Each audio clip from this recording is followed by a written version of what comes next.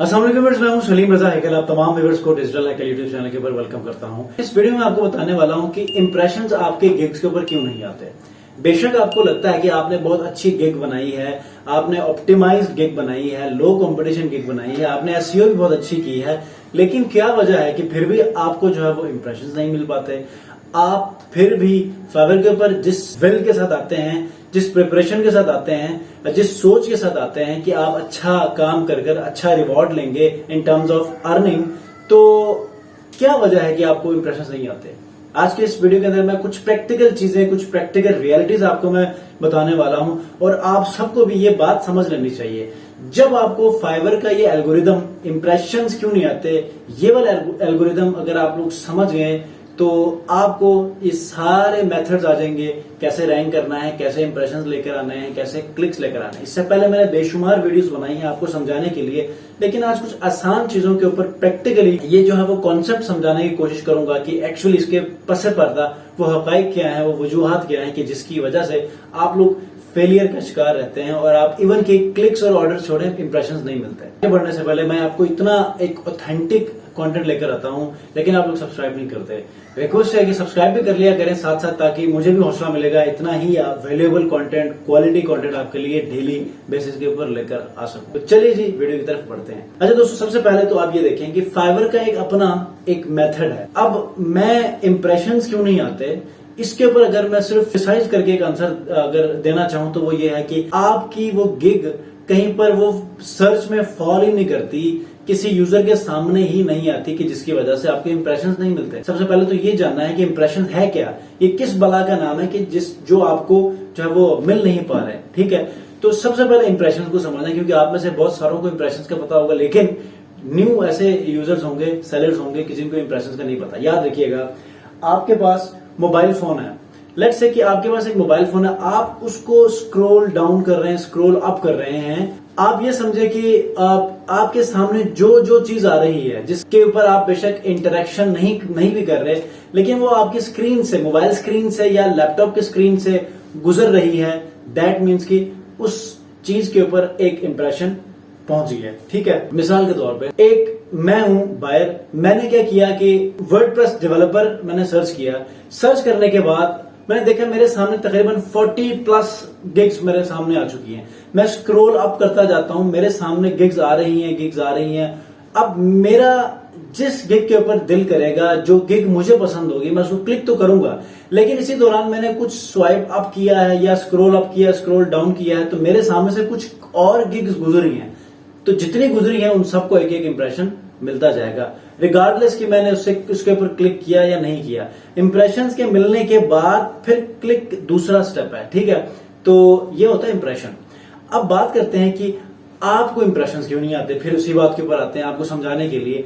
याद रखिएगा, आपने अपनी गिग की एसईओ सही तरह नहीं की होती, जिसकी वजह से ये प्रॉब्लम आती है, पहली बात। दूसरी बात, आपने बहुत अच्छी एसईओ की होगी जो कि आपको लगता है, लेकिन याद रखिएगा कि आपने कुछ ऐसे कीवर्ड्स रखे होंगे कि जो लो कंपटीशन तो होंगे, जिसका मैं जोर लगाता हूं, हर कीवर्ड जो आइडिया देता हूं आपके लिए। पिछले 2 हफ्तों में आपको इतने मैंने कीवर्ड आइडियाज दे दिए हैं कि जिसके ऊपर हर कीवर्ड के ऊपर अलग अलग गिग बना के आप अपने जो है वो इस करियर को बूस्ट अप कर सकते हैं, नई नई गिग्स बनाकर। और बहुत आसान स्किल्स हैं। ठीक है, आप एक हफ्ते में वो स्किल सीखकर आप जो है वो उसके ऊपर गिग बना के बेच सकते हैं, बजाय इसके कि आप इन स्किल्स के ऊपर जो है वो आप सालों से 2-3 महीनों से आप बैठे हुए, ऑर्डर्स नहीं आ रहे।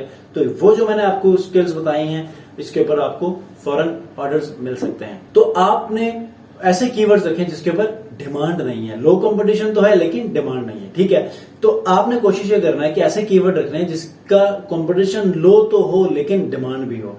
डिमांड का मतलब ये है कि जब आप कीवर्ड सर्च करते हैं तो आपके सामने आने वाले जितने भी गिग्स हैं उनको खोलकर देखें, आया उनके प्रोफाइल के ऊपर कुछ ऑर्डर्स क्यू में पड़ी हैं या नहीं पड़ी हुई। अब मैं आपको प्रैक्टिकली इसलिए नहीं कर रहा क्योंकि मैंने इससे पहले तमाम वीडियोस के अंदर हर वीडियो में वो प्रैक्टिकल काम किया है। अब आप लोग खुद ही जो इरिटेट होने लगे हैं कि वो काम बार बार आप सेम काम रिपीट कर लें, तो बेहतर ये है कि आप लोग खुद उसको चेक कर लें। ठीक है, कुछ चीजें जो है आप भी कर लें, ताकि कुछ आप जब करेंगे तो आपको हौसला भी मिलेगा कि यार आपने खुद चेक किया है, तो आपको वो क्लैरिटी मिले। ठीक है, कोई मुझे कह रहा था कि सर मैं अपनी गिग इमेज चेंज कर लूं इंप्रेशन के लिए, वो मैटर नहीं करती। क्यों? क्योंकि जब तक आप अपने कीवर्ड को ऑप्टिमाइज नहीं करेंगे, लो कंपटीशन कीवर्ड और हाई इन डिमांड कीवर्ड्स को आप यूज नहीं करेंगे, और उन कीवर्ड्स को आप यूज नहीं करेंगे जिनको ज्यादा से ज्यादा फाइवर के प्लेटफॉर्म के ऊपर सर्च किया जाता है। अब आपको कैसे पता चलेगा कि कौन से कीवर्ड ज्यादा सर्च किए जा रहे हैं? मिसाल के तौर पर आप ग्राफिक डिजाइनिंग के ऊपर काम कर रहे हैं, अब ग्राफिक डिजाइनिंग के ऊपर तो काम कर रहे हैं, लेकिन इसके ऊपर कंपटीशन बहुत ज्यादा है।